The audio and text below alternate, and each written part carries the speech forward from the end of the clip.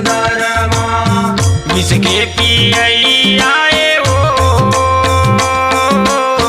विष के पियई आए हो,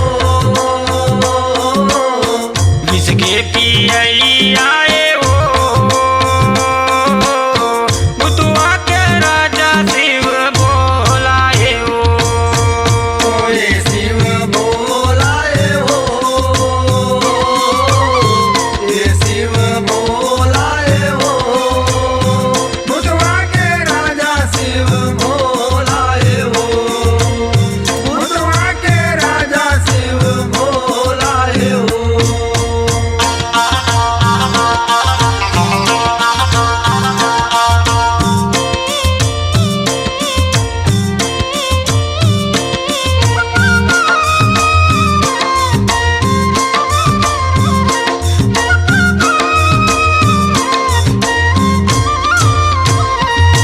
ये अवगत दानी बोले बाबा धूनी अपन रमाए, धूनी अपन रमाए।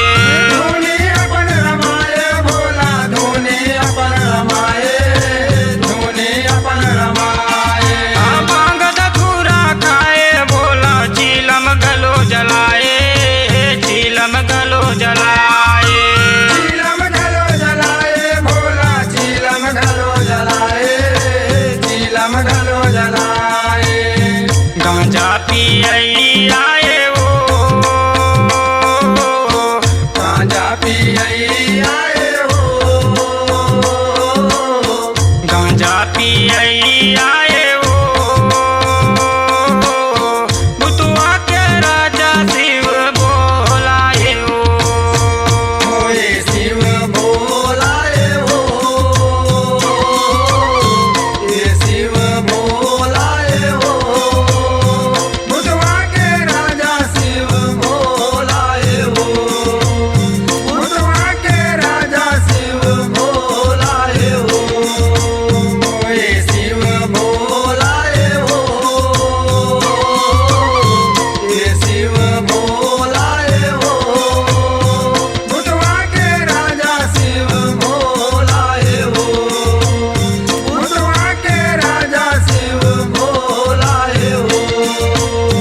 कैला के हवा सवारी तिरछुल डमरू है धारी, बैला के हवा सवारी, त्रिशूल डमरू है धारी। कैला के हवा सवारी तिरछुल डमरू है धारी।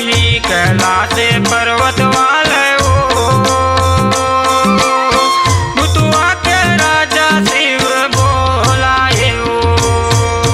ये शिव बोलाए हो,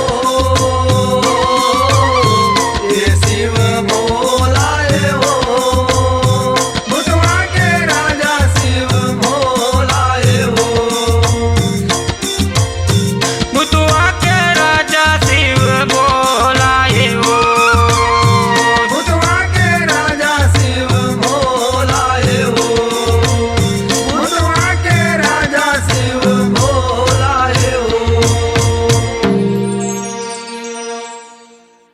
अपनी आवाज को दीजिए एक नया मुकाम।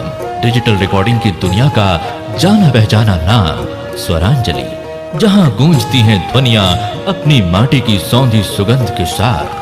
छत्तीसगढ़ी संगीत के विविध रंग जो पहुंचाते हैं पूरे प्रदेश में डिजिटल रिकॉर्डिंग के संग। स्वरांजलि स्टूडियो, नेमीचंद गली नंबर 2, गंजपारा, रायपुर।